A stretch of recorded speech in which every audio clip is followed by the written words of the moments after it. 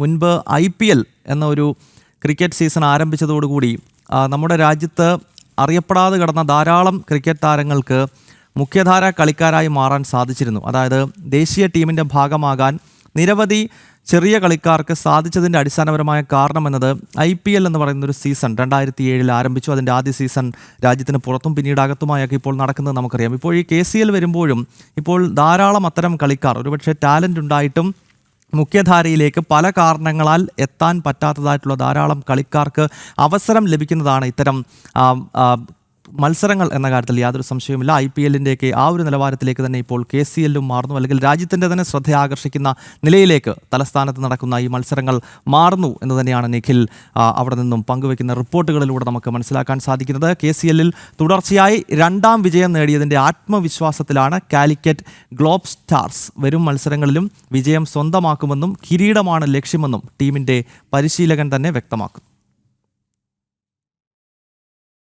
Kerala cricket ലീഗിൽ Calicut globe stars വീണ്ടും ഒരു വിജയം സ്വന്തമാക്കിയിരിക്കുകയാണ്. ഇപ്പോൾ നമ്മോടൊപ്പം പരിശീലകൻ ഫിറോസ് വി റഷീദ് ചേരുന്നുണ്ട്. കാലിക്കറ്റ് ടീം വീണ്ടും ഒരു വിജയം സ്വന്തമാക്കിയിരിക്കുകയാണ്. തീർച്ചയായിട്ടും. കാര്യം 2 മാച്ച് ആദ്യത്തെ പോയെങ്കിലും ഞങ്ങൾ ഒരുപാട് വിഷമിച്ചിരിക്കുകയായിരുന്നു. എങ്ങനെയെങ്കിലും നമുക്ക് അടുത്ത ഒരു വിജയം കിട്ടിക്കഴിഞ്ഞാൽ പിന്നെ അതങ്ങനെ മുന്നോട്ട് പോയിക്കൊണ്ടിരിക്കും.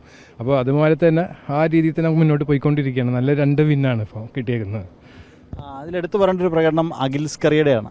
അത് ഓൾറൗണ്ട് പ്രകടനം എന്ന് പറയാൻ സാധിക്കും. കഴിഞ്ഞ ദിവസം നമ്മൾ അഖിലിനോട് സംസാരിച്ചിരുന്നു. അപ്പോൾ അഖിൽ പറഞ്ഞ് ഞാൻ ഒരു ഓൾറൗണ്ടറാണ്, എനിക്കിതുവരെ അത് എങ്ങും പ്രൂവ് ചെയ്യാൻ പറ്റിയിട്ടില്ല, നിങ്ങൾ കിട്ടിയൊരു അവസരം എന്നാണ് അഖിൽ കഴിഞ്ഞ ദിവസം നമ്മോട് പറഞ്ഞത്. ഇന്നും അത് തന്നെ 2 വിക്കറ്റ് സ്വന്തമാക്കി, നിർണായകമായ 45 റൺസും സ്വന്തമാക്കി.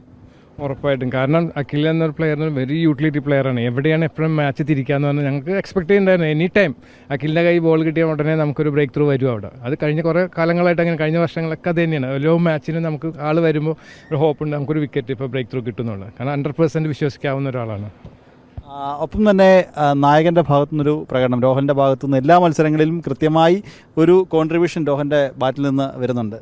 എന്നെ സംബന്ധിച്ച് ഇത് പോരാ എനിക്ക്. കാരണം ഇതിൽ കൂടുതൽ പ്രതീക്ഷിക്കും. കാരണം നല്ലൊരു സ്റ്റാർട്ടാണ് ഞാൻ പ്രതീക്ഷിക്കുന്നത് എപ്പോഴും.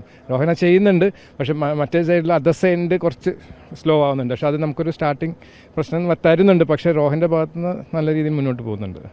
ഒപ്പം ഇന്ന് കളിയിലെ താരമായ മോനുവിൻ്റെ പ്രകടനം മോനുവിനെ സംബന്ധിച്ച് ഞങ്ങൾ എങ്ങനെ 3 ലെഫ്റ്റ് ഹാം ഫാസ്റ്റ് ബോളർ വെച്ച് ഞങ്ങൾ പ്ലാൻ ചെയ്തിരുന്നു. പക്ഷെ നമ്മൾ എക്സ്പെക്ട് ചെയ്യുക കൂടുതൽ നമുക്ക് മോനുവിനെ കിട്ടിയിട്ടുണ്ടായിരുന്നു. ആദ്യത്തെ 1-2 പരാജയം, അതിനുശേഷമാണ് വീണ്ടും വിജയത്തിലേക്ക് എത്തിയത്. അപ്പോൾ കണ്ടിന്യൂസ് ആയിട്ട് 2 വിജയം. അപ്പോൾ ഇനി അങ്ങോട്ട് അതിൻ്റെ ആത്മവിശ്വാസം വരുന്ന മത്സരങ്ങളിലും. ആദ്യത്തെ 2 പരാജയം ഞങ്ങൾ വിചാരിച്ചിട്ടില്ല. 2ഉം ഞങ്ങളുടെ മോറൽ വിക്ടറി തന്നെയായിരുന്നു. അതിൻ്റെ 4th മാച്ച് നമ്മൾ അതേപോലെ മുന്നോട്ട് പോവുകയാണ്. ഇനിയുള്ള മാച്ചൊക്കെ നമുക്ക് മുന്നോട്ട് ജയങ്ങൾ മാത്രം ചിന്തിച്ചാൽ മുന്നോട്ട് പോകുന്നത്. അത് പറഞ്ഞപ്പോഴാണ് പരാജയം എന്ന് പറയാൻ പറ്റില്ല, 2ഉം നെക്ക് ടു നെക്ക് എന്ന്. അത് ഉറപ്പായിട്ടും. കാരണം 2ഉം വളരെ നൈറ്റ് ബാറ്റിംഗ് ഫിനിഷ് ആയിരുന്നു. നമ്മുടെ കയ്യിൽ ഓൾമോസ്റ്റ് വന്ന ഇതാണ് ഗെയിമാണ്. പക്ഷെ എന്തോ ഒരു ലക്ക് അവിടെ അവർക്ക് ഫേവർ ചെയ്തെന്ന് മാത്രം. അപ്പോൾ എന്തായാലും വരുന്ന മത്സരത്തിനും വലിയ രീതിയിൽ വിജയം ഉണ്ടാവട്ടെ എന്ന് ആശംസിക്കുകയാണ്. അപ്പോൾ ഓൾ ദ ബെസ്റ്റ്. അപ്പോൾ എന്തായാലും നമ്മോടൊപ്പം വിശേഷം പങ്കുവച്ചത് കാലിക്കറ്റിൻ്റെ പരിശീലകനാണ്. കാര്യവട്ടം സ്റ്റേഡിയത്തിൽ നിന്നും മനോജ് വട്ടിയൂർക്കാവിനൊപ്പം M. നിഖിൽ കുമാർ, ജനം.